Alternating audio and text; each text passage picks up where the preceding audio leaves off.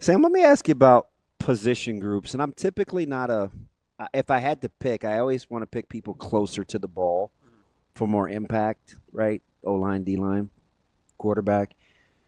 Is there a group right now that you wouldn't mind taking the position of leadership that is not offensive or defensive line related?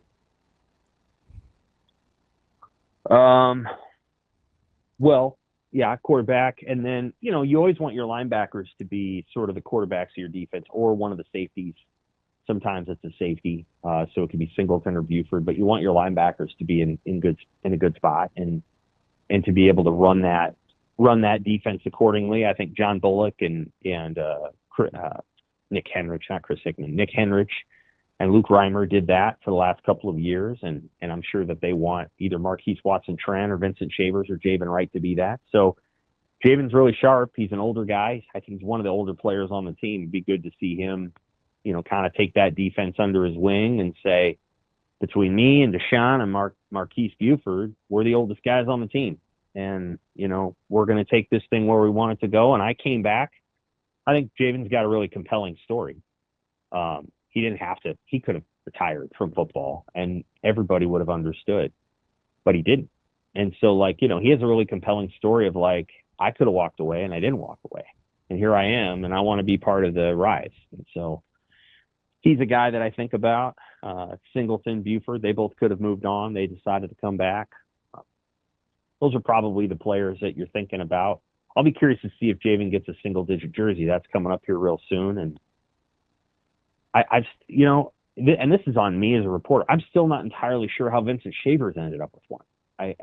He did, but that happened like last year. Jamari Butler left, and I guess Shavers got it. I guess the defense decided he was the one who got it. So I don't know. I'm not sure how that happened, but those single digits will be up again this week, right? And so, right? Yeah. And so I Yep. think, yeah, I mean, Dylan's probably going for one. Emmett's probably going for one. Dane Key's probably going for one. Obviously, the offensive There's a lineman lot can't that have goes them. into it, right? Off-season leadership, Yeah. off-season attendance, off-season work ethic. Mm-hmm. I mean, it's a peer vote.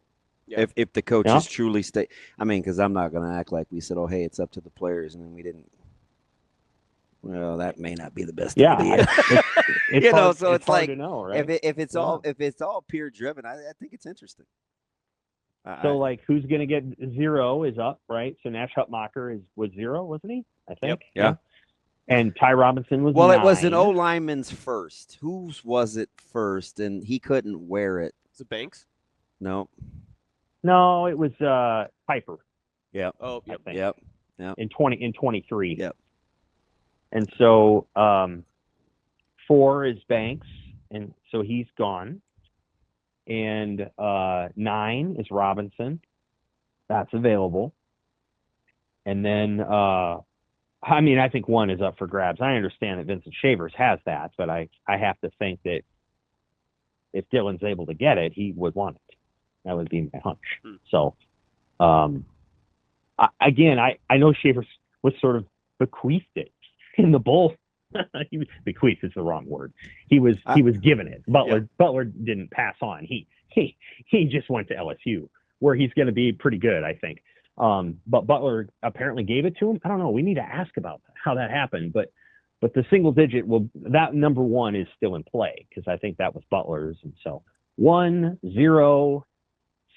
I think that was Tommy Hill, and 9. I think those are all in play, yeah, right? because It's Singleton and what Buford are 8-3. Hmm. I imagine if they get, who is I don't know. Do you get them the next year? Or do you have to re-earn them? I I can't think even you have to remember. re-enter them because they revote well, you every got to re-earn 10, them, right? but my point being that like if they re-earn them, they're not going to go. Well, now I'd like to be 6. Like Yeah. Right. just stay 8. You know what I mean? Like that's what I'm saying. Is that I suspect 3, 7, and 8 will stay the same, and I don't Well, know. five's got it. Five's open Yeah. with So with my zero guy one gone. Yep. Yep. 0125 01245 9, and I think 1 is open. Now it's it's possible Shavers gets a different single digit, but Yeah. I don't know that he's going to be able to just say, hey, this is mine because I got it last year if Dylan wants it. And that presumes Dylan would get one. And I think Dylan might. I think he's put in a lot of work. And I also think, players very much want to line up behind him. I think they're like, all right, man, this is your team and you're doing some good things in camp. And I would be surprised if Dylan had a single person on the team that didn't like him. I mean, he's such a likable, nice guy. So I think he's probably got universal approval. That isn't always, sometimes you want your quarterback to be at about 87% approval. You want him to be like, you want 13% of the team to think he's kind of a jerk because you want them to understand that the standard that the quarterback holds everybody else to is so high that it kind of pisses you off. And there's guys that are like, I just don't want to. I don't like that guy. He's too hard on me. He's too demanding. Who is he to say that? And that's. But you want it to be really high. But I'm guessing there were times when when Peyton Manning wasn't universally loved, or Tom Brady wasn't universally loved, or see again, Patrick Mahomes is probably 100% approval rating, don't you think, among his teammates? Yeah. Yeah, I don't think he's ever rubbed anybody the wrong way. So, if Mahomes is the model, then there you go. Like, I don't think Mahomes has probably ever upset anybody among his teammates. And I don't think Lamar Jackson has either. Maybe he has. I don't know. But so, I think Dylan's got 100% approval among his teammates, which is probably a good thing in college. You don't really want to have anybody who doesn't like you. I'm just saying that if it's 87%, that means 13% of the guys are just maybe being held to a higher standard than they'd prefer by one of their teammates, and that's never a bad thing. Sam, let me get you out in this last one for me. Is there a position group that you think, or player that you think is most likely to change from what we see in Kansas City and not necessarily have it be a bad thing? Because of a bad thing, I should say. Right. Because that's a different question.